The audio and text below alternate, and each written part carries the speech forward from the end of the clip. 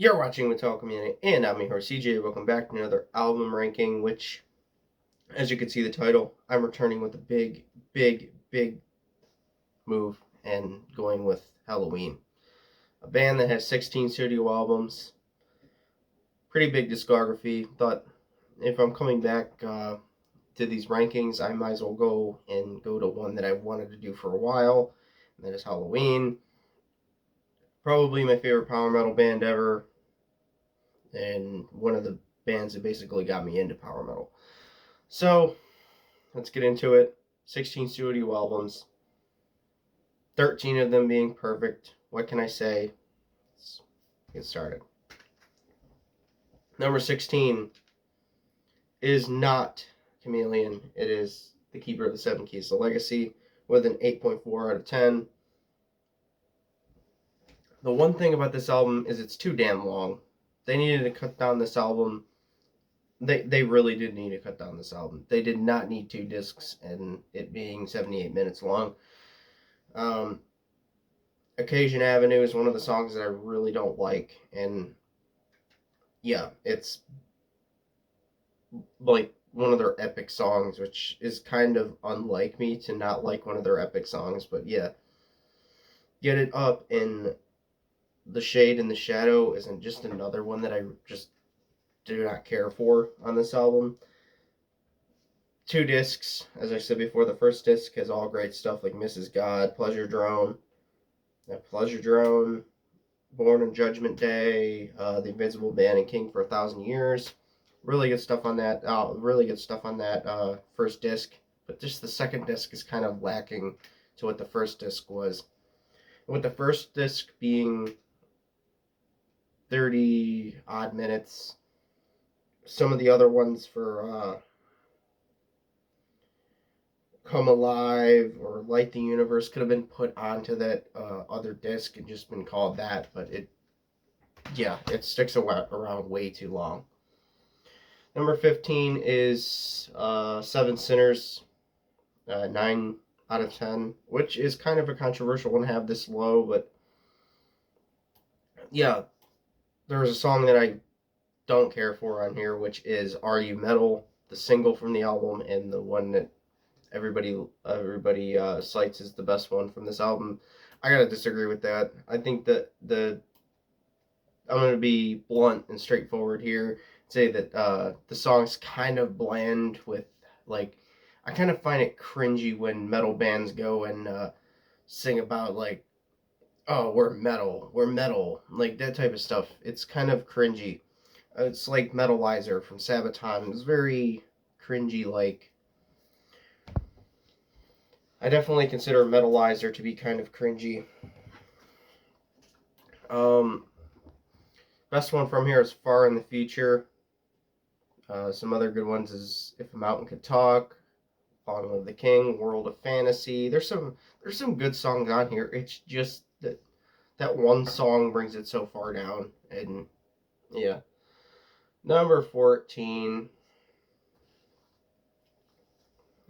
is Chameleon at 9.6 out of 10. Another one of the. This is their rock album. This is the one that they got rid of Mike O'Kisk when he did, and really, I don't think it's that bad. I really don't think it's that bad. It's a 9.6 out of 10. I still like a lot of songs on here. The song that I really like is Crazy Cat. I think Crazy Cat is one of the greatest Helloween songs out there. As well as I Don't Want to Cry No More, when this Revolution Now, In the Night, Step Out of Hell. There's some good ones on here, but it's just lacking. It's them going further and further and further from what they did on Pink Bubbles. And yeah, Pink Bubbles to me actually is good. But yeah, that's all I really have to say about this album. It was kind of a commercial sellout album that didn't go very well. They tried to do something that they really shouldn't have done, but yeah. Number 13 is Straight Out of Hell, one of their new albums from 2013. Some good ones on here, like the first track. I can't pronounce it. I'm not trying. Live Now, or Live Now, for Waiting for the Thunder, hold, Straight Out of Hell, Wanna Be God, Asshole, and Years. And the best song on here being Church Breaks Down. This, this album is really good. It's the first 10 out of 10. Falls at 13 because there's a lot of better albums up ahead of it. And number 12 is actually one of the most controversial ones I have on here. I'm going to cover my mouth for a second. I felt something. But number 12, Master of the Rings. I'm sorry for putting this one this low, but I could not bring myself to put it any higher. I really do like the album. I think it's pretty good, but yeah, there's just some hot takes I have on this album, with number 6, Perfect Gentleman, being my least favorite on this album. Still perfect song, but just, yeah. Some songs like Where the Rain Grows, Why, Sweet Alibi, Take Me Home, In the Middle of a Heartbeat. There's some really good ones on here, but the whole thing is, I find myself not going back to this album too often. And yeah, I know it's controversial to put it this low. It's the first one with Andy on vocals, but I just can't bring myself to put it higher, because I really have not found myself like hooked into this album as much as other people would be hooked into it. Number 11 is actually the Pink Bubbles Go Ape, which is the first commercial sellout album they did with Michael Kiske on vocals. I really like this album. I think this is a really good album. The best song on here is Mankind. Mankind is my favorite Helloween song of all time. Just the whole intro to that song, and just how high Michael's vocals get on that song, and the guitar riffs just thundering through the mix on there. It's just absolutely epic. But the other songs are good too, like Heavy Metal Hamsters, Back on the Streets, Kids of the Century. Kids of the Century is an absolute classic as well. But yeah, it's just not that power metal that we want from Helloween, and a lot of people rejected it because of that. And it's not as bad as everybody says it is, and I consider it a perfect album. Number 10, or top 10, My God-Given Right. This is an album that people love to shit on, and I just don't know why. I just really don't know why people like to shit on this album so much.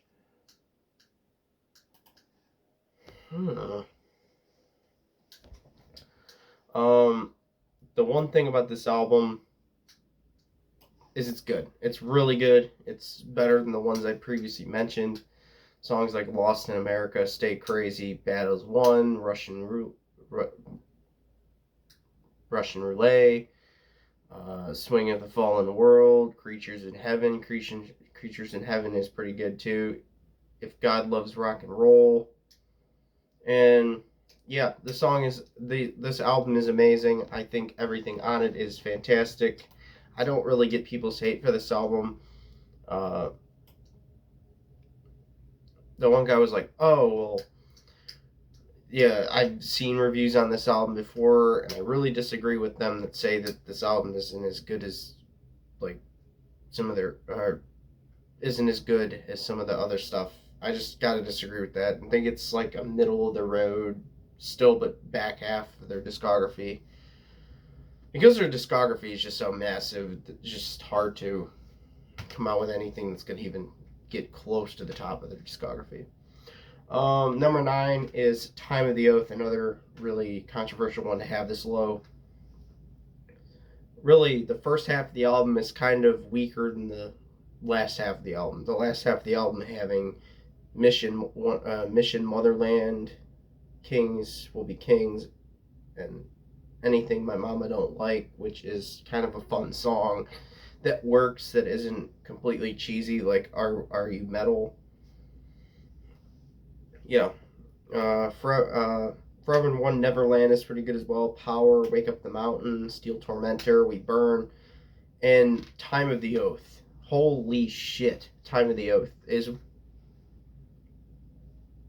probably the biggest classic that Helloween has ever done. Absolutely amazing song. Let's go to the next one is Gambling with the Devil. I know a lot of people are going to say that this album should have been a lot higher, but yeah, this is just where I put it. Time of the Oath and Gambling with the Devil were kind of like ones that I had a problem with placing, or had problems with deciding which one I liked better. This one could have been number 8, but I decided it number 7. Kill It, for example. That that that song is just so fucking epic. That Kill It. It just starts out with Crack the Riddle, which is basically just the wheel turning, and then just goes into this crazy, like, shrieking vocals, into the really soft chorus, and then kill it, and then yeah, it's just epic, and then the soloing in the song. Just this song is one of the best Helloween songs ever, and the whole atmosphere of the album is just fucking great. The Saints, As Long as I Fall, Paint a New World, Final Fortune, The Bells of the Seven Hells, just anything on here is just great. Anything on here is worth listening to. This album is perfect, but it is not up to the. It is up to the level of the ones that are higher on this list, but it's just my opinion, honestly. I can't really pinpoint on why I like an album better than another one with Helloween, because Helloween's albums are just so damn good. Next one is Rabbit Don't Come Easy. Kind of a weird name for an album, and has a rabbit being pulled out of a hat by a magician that has a robot arm. Kind of weird, but best song on here is Sun for the World, Don't Stop Being Crazy, Hell Was Made in Heaven, Back Against the Wall. This album is just so great, but it's just a not as good version of Dark Ride, honestly. This one was 2003. Dark Ride was 2000, I think, and yeah, I prefer Dark Ride over this album. It's comparable to that. It has the same type of like sound to it, but just not as good. Number 6 is a controversial one to have at number 6, which is Walls of Jericho, their first album with Kai Hansen on vocals. Looking at the guitar tabs, I don't know how he was doing guitar and vocals at the same time on this, because the guitars are just so fast, because this is a speed metal album, and I do like speed metal as well. Notable speed metal band that I listen to is Exciter, with Heavy Metal Maniac, I think it is, that they have. Songs on here that I like: Ride the Sky, basically the whole thing. My favorite one on here is Ride the Sky, Gore, or Metal Invaders. Like, any of those songs, fucking great. Like I said before, speed metal, and then they switched it to power metal after when they started the 7 Keys, and Kai Hansen went on guitar only and did backing vocals, which yeah.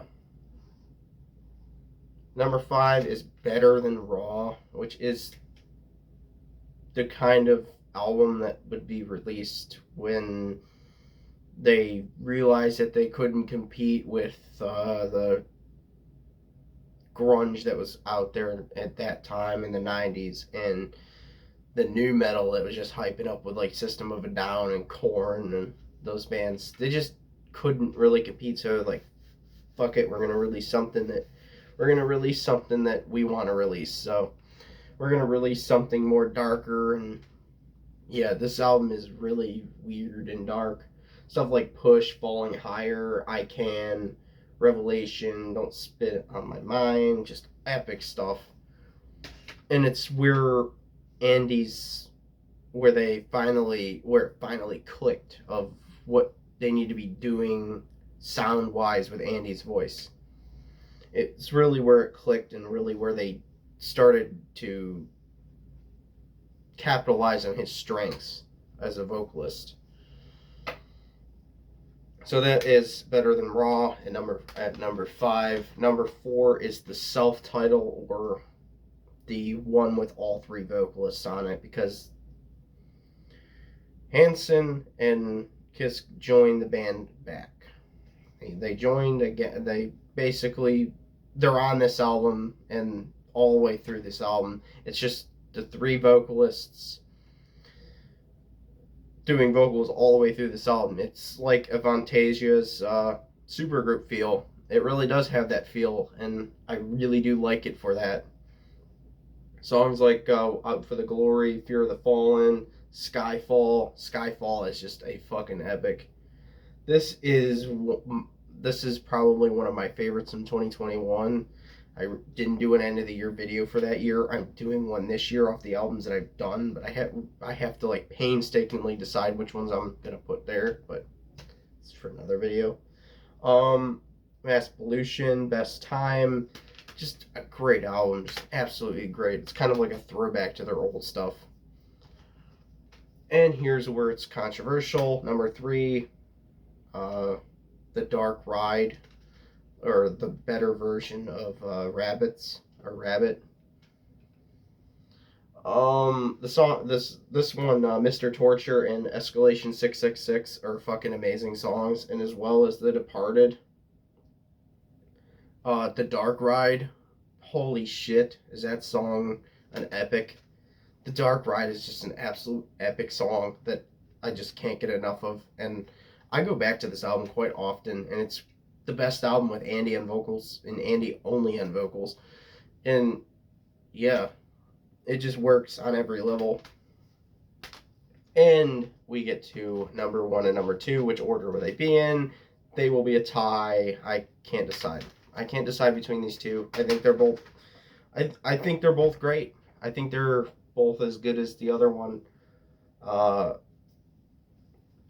Seven Keys Part 1 pioneered the power metal sound. If you're not gonna argue like I've done and still do that Iron Maiden, Somewhere in Time is like a power metal album. A lot of people disagree with that, but I do think that. But yeah, for another video where I will do a video on that. Songs from this one is basically the whole album. I'm Alive, A Little Time, Twilight of the Gods, Future World, Helloween, that big epic song Helloween. It's where they took the guitar riffs and they made them more fast and just absolutely relentless, and they took the soloing, and they just upped it to another level. This one's about 30 minutes, which is kind of weird for it to be about 38 minutes or something, and this one to be like almost 50, but I think this one's almost 50. Don't quote me on that. I don't want to be quoted on that. Invitation, Eagle Fly Free, You Always Walk Alone, Dr. Stein, March of Time being an absolute epic, and Keeper of the Seven Keys, the title track. Excuse me. Yeah, title track is fucking great. The title track is absolutely epic. One of my favorites title tracks of an album ever. Overall, the Helloween discography is definitely one you should listen to in depth and try to go for every single album. So I know a lot of people are more stuck in the 80s with Helloween with their first 3. If you're missing out, honestly, you're very much missing out when you're not going into like the 2000s and the 90s records.